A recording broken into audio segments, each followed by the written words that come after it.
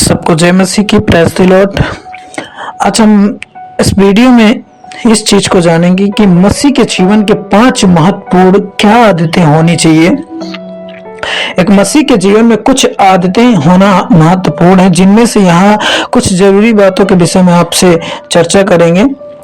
जिनमें से सबसे महत्वपूर्ण और प्रथम आदत जो हम मसीहों में होना आवश्यक है वह है प्रार्थना। जी हाँ दोस्तों, प्रार्थना ही सबसे महत्वपूर्ण और जरूरी आदत है। हम मसीहों में जो हमारे जीवन में होना अनिवार्य है। प्रार्थना के बिना हम मसीहों का जीवन व्यर्थ है। सर्वप्रथम अपना प्रार्थना का जीवन मजबूत करना चाहिए। हर परिस्थितियों में, हर घड़ी, हर संकट में कभी भी प्रार्थना करना नहीं छोड़ना चाहिए, चाहे कितनी भी व्यवस्था क्यों ना हो हमारे जीवन में। फिर भी हमें समय निकालकर हर रोज प्रार्थना करनी चाहिए, अपने लिए भी और अपने लोगों के लिए भी। जब हम बाइबल को ध्यान से पढ़ते हैं तो देखते हैं कि प्रभु यीशु मसीह भी पिता परमेश्वर से निरंतर प्रार्थना किया करते थे। एकांत में पहाड़ पर जाकर पूरी रात वे प्रार्थना किया करते थे और फिर उसके पश्चात अपनी सेवकाई किया करते थे, जैसे बीमारों को चंगा करना, दुष्ट आत्माओं को निकालना, प्रचार करना, परमेश्वर का वचन बांटना। इस तरह वे अपनी सेवकाई करते थे और सर्वप्रथम प्रार्थना किया करते थे और प्रार्थना के पश्चात एक सामर्थ्य से भरा जीवन उन पर ठहरा रहता था। तो दोस्तों, हमें भी अपने परमेश्वर से हर परिस्थिति में प्रार्थना करनी चाहिए। प्रार्थना ही एकमात्र जरिया है हमें हमारी सृष्टिकर्ता से जोड़ने का। प्रार्थना हमारी आत्मिक जीवन की उन्नति के लिए आवश्यक है और प्रार्थना ही हमें परमेश्वर की योजनाओं को, उसकी इच्छाओं को जानने में हमारी सहायता करता है। जब हमारी जीवन प्रार्थना जीवन बना रहता है, हमारे जीवन प्रार्थना जीवन बना रहता है, तो हम सदा आत्मिक उम्मीद से भरे रहते हैं, अर्थात शांति से, आनंद से और अपने जीवन की सही दिशा की ओर हम बढ़ते जाते हैं, क्योंकि प्रार्थना ही हमें अपने सृजनहार से जोड़ी रहती है। और जब हम प्रार्थना के जरिए से अपने परमेश्वर से जुड़े रहेंगे, उससे निरंतर संबंध में बने रहेंगे, तो जो स्वाभाविक ही है मेरे दोस्तों कि हम आनंद और सच्ची शांति में बने रहेंगे। तो इसलिए मसीह जीवन में सबसे महत्वपूर्ण है प्रार्थना निरंतर करते रहना। और दूसरी महत्वपूर्ण बात यह है, आदत जो हम मसीहों में होनी चाहिए वह है विश्वास।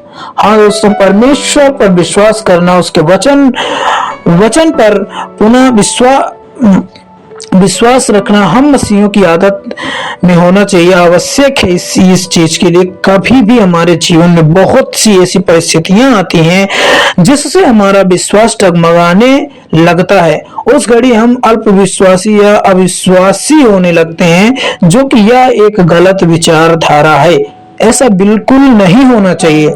हमें अपने परमेश्वर पर हर परिस्थिति में, हर उतार चढ़ाव में अपने विश्वास नहीं खोना चाहिए, वरन उसे थामे रहना चाहिए।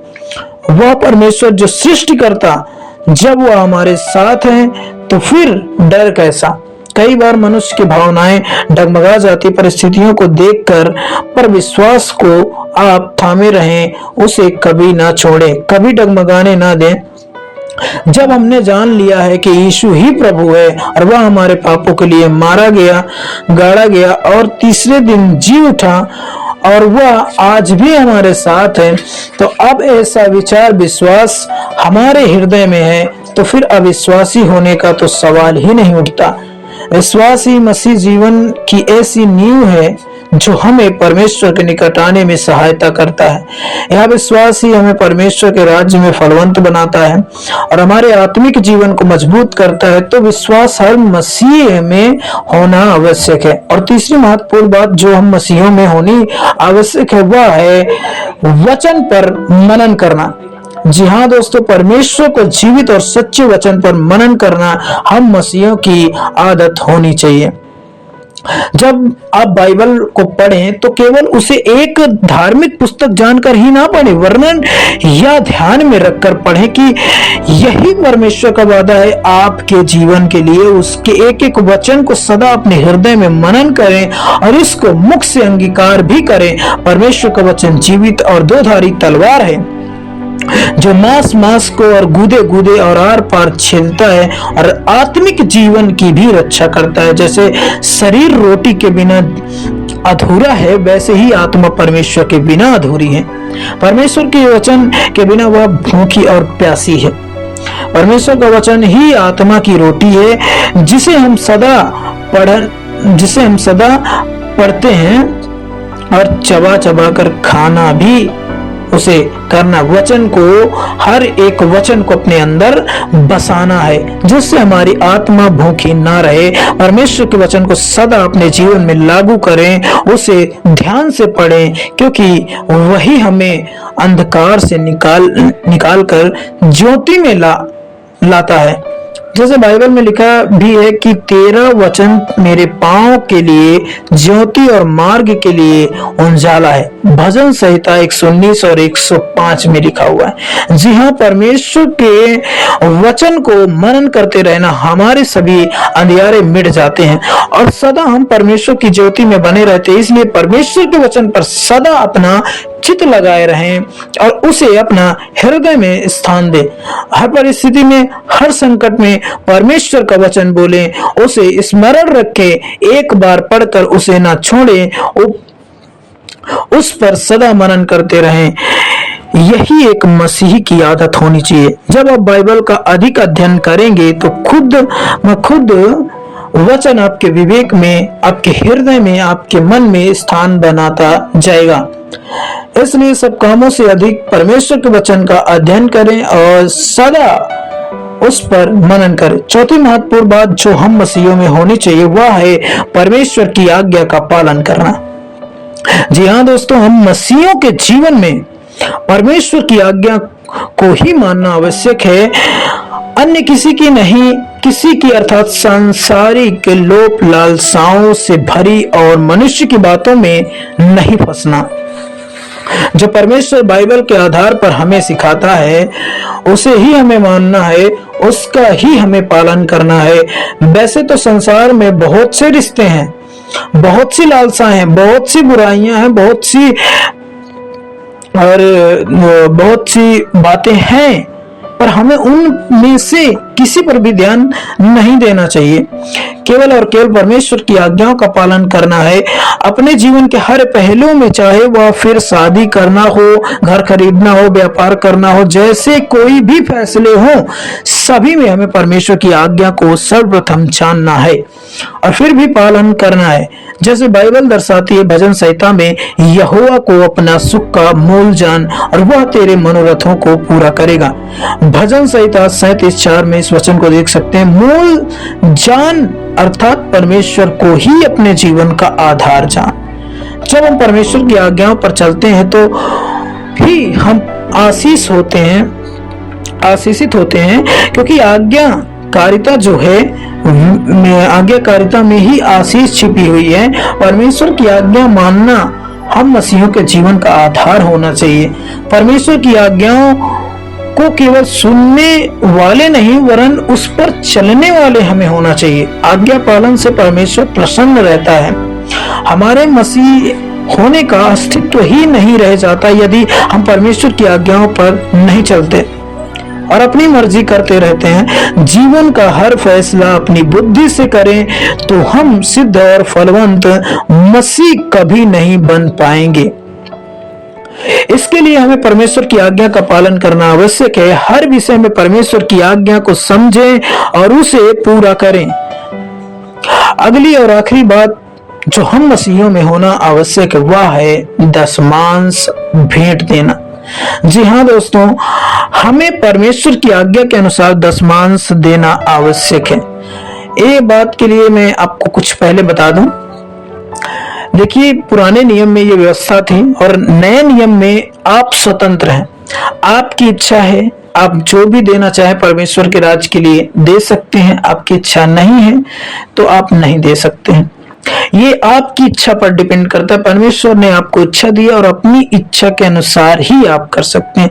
देखिए, ऐसा आगे जो बात है, ऐसा करके हम अपने आर्थिक जीवन एक उन्नति को देखते हैं। जब परमेश्वर के राज के लिए आप मन खोलकर कुछ भी कितना भी देते हैं आप, तो परमेश्वर भी आपको आशीषित करता है। यदि परमेश्वर ने हमें योग्य बनाया है तो हमें किसी दूसरे की आर्थिक मदद करनी चाहिए। यह भलाई का कार्य जिससे परमेश्वर सदा प्रसन्न होता है, क्योंकि जो कुछ भी हमारे पास है वह उसी का दिया हुआ है। तो जब हम उसी में दशमांश भेंट देते हैं तो वह और भी भरपूरी हमें देता है। आप जब देते हैं तो परमेश्वर आपको और भी देना स्टार्ट करता है, जितना आपके लिए आवश्यकता में है। ऐसा करके हम अपने अंदर बांटने की, देने की भावना को पैदा करते हैं, जो हमें एक सिद्ध मसीह होने में हमारी सहायता करता है। तथा दशमांश बोकर उत्तम राज्य में अपनी सहभागिता देते हैं, क्योंकि परमेश्वर के राज्य में बोना एक उत्तम सहभागिता है। बोना मतलब यहाँ पे जो बात है, परमेश्वर के राज्य के लिए आप कुछ भी देते हैं, कितना भी देते हैं, वो आपकी इच्छा से है। अगर आप देते हैं तो परमेश्वर भी देखता है कि मेरा जो दास है, मेरा जो बेटा है, मेरी बेटी है, वो मेरे लिए अपना दिल खोलता है। यहाँ देखिए, आपकी इच्छा की बात है और इसमें आपको किसी की बात को ज्यादा देखना नहीं है। अगर आपकी इच्छा है तो दे सकते हैं, अगर आपकी इच्छा नहीं है तो नहीं दे सकते। आपकी इच्छा जितनी है उतनी दे सकते हैं। एक मसीह के जीवन में ये भी एक आदत होनी चाहिए। तो दोस्तों, ये 5 आदतें हम सभी मसीहियों के जीवन में होना आवश्यक है। वैसे तो और बहुत सी आदतें हैं जो हमें अपने जीवन में लानी है, पर अभी यही आपके और आप मेरे लिए अति आवश्यक है। तो आइए हम अपने आप को, क्या ये सब बातें हमारे जीवन में है या नहीं है, और यदि इनमें से कुछ अभी हमारे जीवनों में नहीं है तो आज ही हमें इन्हें अपने जीवन में लागू करना है और प्रार्थना करना है, जिससे हम परमेश्वर के राज्य के सिद्ध और फलवंत मसीही बन पाए और दूसरों के लिए आशीष का कारण बने। परमेश्वर आपको इन वचनों के द्वारा आशीष दे। सबको जय मसीह की। प्रभु आपको संभाले और इन वचनों के द्वारा आपको समझाए। आइए छोटी सी प्रार्थना करते हैं। धन्यवाद जीवित और महान परमेश्वर, प्रभु हम आपका धन्यवाद देते हैं। प्रभु परमेश्वर, प्रभु हमने जो इस वचन को, जिस मैसेज को प्रभु जो आपकी इच्छा के अनुसार हुआ प्रभु पिता, अगर हमने कुछ गलत बोला हो, आगे बढ़ा चढ़ा के बोलो प्रभु, हमें क्षमा कर प्रभु पिता, और इन सब बातों से हमें चलना सीखा प्रभु परमेश्वर, कि तेरे अनुग्रह और तेरे वचन में चल सके प्रभु। हम पर दया कर जीवित परमेश्वर प्रभु, इस छोटी सी विनती प्रार्थना को अपने प्रिय परमेश्वर प्रभु यीशु के नाम से मांगते हैं, आमीन।